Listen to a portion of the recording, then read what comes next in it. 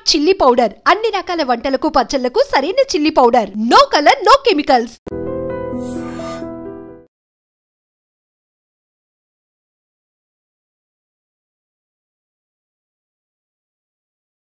జపాన్లో famous manga artist రో Tatsuki గురించి మీరు ఎప్పుడైనా విన్నారా? ఆమె ఇటీవల ఒక సెన్సేషన్ వార్నింగ్ కూడా ఇచ్చింది. ఈ ఏడాది జూలైలో, అంటే నెక్స్ట్ మంత్ జూలైలో జపాన్లో భారీ సునామీ వస్తుంది. అది 2011లో వచ్చినటువంటి సునామీ కంటే చాలా భయంకరంగా ఉంటుంది అని హెచ్చరిస్తోంది. ఇది ఇప్పుడు సోషల్ మీడియాలో పూర్తి స్థాయిలో వైరల్గా మారిపోయింది. నిజంగా ఈ సునామీ వస్తుందా?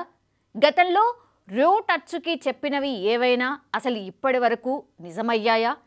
ఇలాంటి భవిష్యవాణులు అసలు నమ్మొచ్చా? ఇప్పుడు తెలుసుకునే ప్రయత్నం చేద్దాం. భవిష్యత్తులో జరగబోయే వాటిని ముందే హెచ్చరించడం కొందరికి అలవాటు. వీర బ్రహ్మేంద్ర స్వామి కాలజ్ఞానం గురించి కూడా మనం ఇప్పటివరకు విన్నాం. అలాగే నోస్ట్రాడమస్, అలాగే బాబా వంగా గురించి కూడా మనం వింటూనే ఉన్నాం. వీళ్ళలాగే ఇప్పుడు జపాన్లో రో టత్సుకి ఇప్పుడు చాలా ఫేమస్ అయిపోయారు. రో టత్సుకి జపాన్లో చాలా ఫేమస్ మాంగా ఆర్టిస్ట్. మాంగా అంటే జపాన్లో కామిక్ బుక్స్ లాంటివి అని అర్థం. సో ఆమె రాసే కథలు కానీ, గీసే పిక్చర్స్ కానీ ఇప్పుడు ప్రపంచవ్యాప్తంగా కోట్లాది మంది అభిమానులను సంపాదించుకుంది. ఆమె కథల్లో ఫ్యాంటసీ అనుకోండి, అడ్వెంచర్ అనుకోండి, మిస్టరీ, ఇలా అన్నీ కూడా దాగి ఉంటాయి. అందుకే యూత్కి ఆమంటే ఒక రకంగా పిచ్చి కూడా. చాలా ఫ్యాన్స్ ఉన్నారు. కానీ ఇప్పుడు ఆమె చెప్పినటువంటి ఒక భవిష్యవాణి వార్తల్లో నిలుస్తోంది. జూలైలో భారీ సునామీ రాబోతోంది అంటూ ఆమె హెచ్చరిస్తోంది.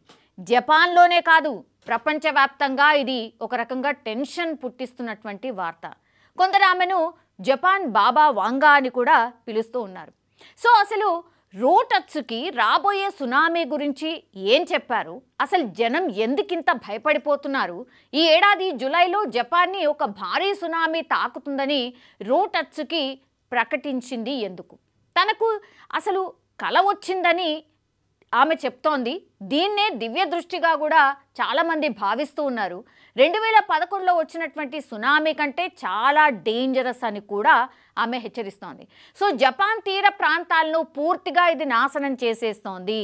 అంతేకాదు, ప్రపంచ చరిత్రలోనే రాబోయేది ఇది అతి భయంకరమైనటువంటి సునామీ అని రో టత్సుకి కుండబద్దలు కొట్టినట్టుగా చెప్తోంది.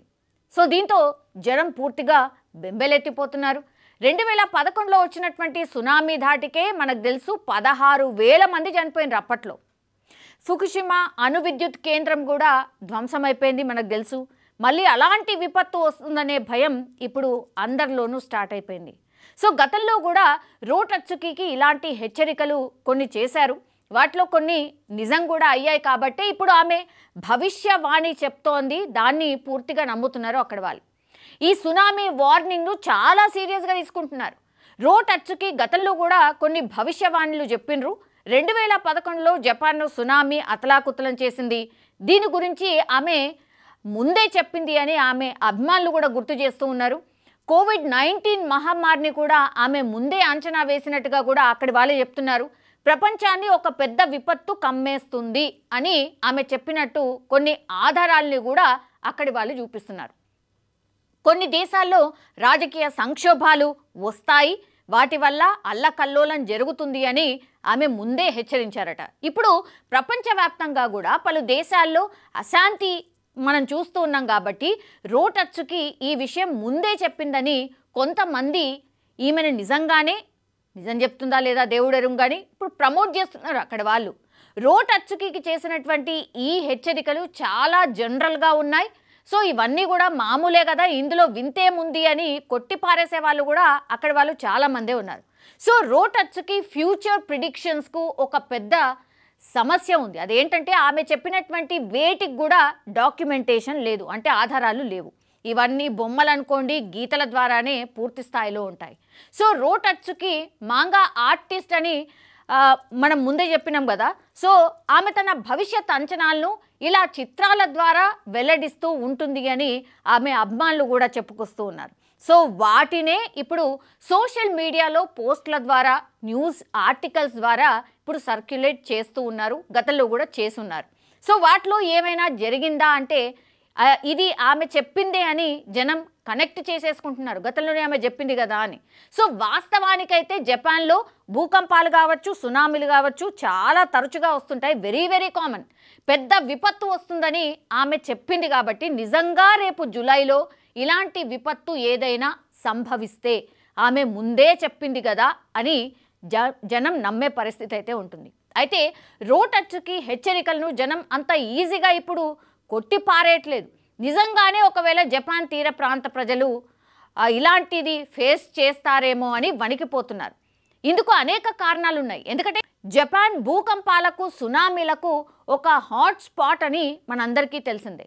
2004లో ఇండోనేషియాలో వచ్చినటువంటి సునామీ కావచ్చు, 2011లో జపాన్లో వచ్చినటువంటి సునామీ లాంటివి కావచ్చు, జనం ఇంకా ఎవ్వరు కూడా మర్చిపోలేదు. జనమేంది, అక్కడున్న ప్రపంచ దేశాలు ఏవి కూడా మర్చిపోలేదు. సో 2011 సునామీ ధాటికి లక్షల కోట్ల రూపాయల నష్టం కూడా వచ్చింది.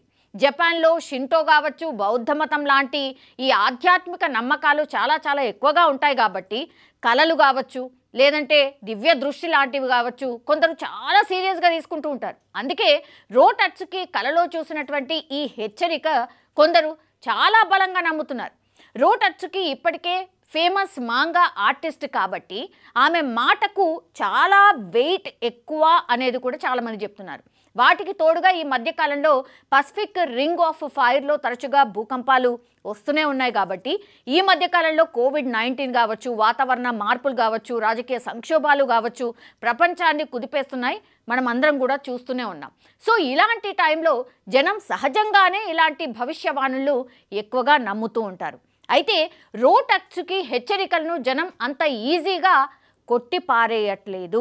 ఖచ్చితంగా ఏదో జరగబోతోంది, జూలైలోనే ఏదో జరిగే ఛాన్సెస్ ఉన్నాయి. కొంతమంది అయితే ఖచ్చితంగా ఒక డేట్ కూడా చెప్తున్నారు, అదేంటంటే జూలై 5న ఏదో జరగబోతోంది అని, ప్రపంచంలో ఏదో పెద్దది సంభవించబోతోంది అని, అట్లాగే ఒక దేశం పూర్తిగా తుడిచిపెట్టుకుపోయే అవకాశం ఉంటుందని, ఇట్లా రకరకాల వార్తలు అయితే బయటకు వస్తున్నాయి. అట్లాగే ఇప్పుడు రోటచ్చుకి కూడా హెచ్చరించింది కాబట్టి మేబీ ఏదైనా జరగొచ్చా అని ప్రిడిక్షన్స్ అయితే చాలా పెద్ద ఎత్తున వస్తున్న పరిస్థితి. అండ్ దీనికి కొనసాగింపుగా చాలామంది జపాన్కి వెళ్ళే వాళ్ళు ఎవరైతే టూరిస్టులు ఉంటారో ఆర్ రకరకాల అవసరాల కోసం ట్రావెల్ చేసే వాళ్ళు ఎవరైతే ఉంటారో వాళ్ళందరూ కూడా వాళ్ళ ట్రావెల్ని పోస్ట్పోన్ చేసుకుంటున్నారట. ఇప్పటికే ఒకవేళ టికెట్స్ బుక్ చేసుకొని ఉంటే కూడా వాళ్ళు కూడా క్యాన్సిల్ చేసుకుంటున్నారట.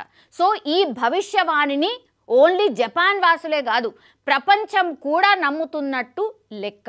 సో ఇప్పుడు జపాన్లో జూలైలో ఏం జరగబోతోంది? సో రోటచ్చుకిని కొందరు జపాన్ బాబా వాంగా అని పిలుస్తున్నారు. కొన్ని సందర్భాల్లో అయితే బాబా వాంగా చెప్పినవి నిజం కాలేదేమో, కానీ రోటచ్చుకి చెప్పినవి మాత్రం ఖచ్చితంగా నిజమయ్యాయని జపాన్ వాసులు నమ్ముతున్నారు. బాబా వాంగా ఎవరో మనకందరికీ తెలిసిందే.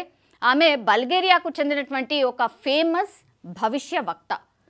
9/11 దాడులు కావచ్చు, ఐసిస్ ఉగ్రవాదం కావచ్చు, వాతావరణ మార్పులు లాంటివి ఆమె ముందే చెప్పింది.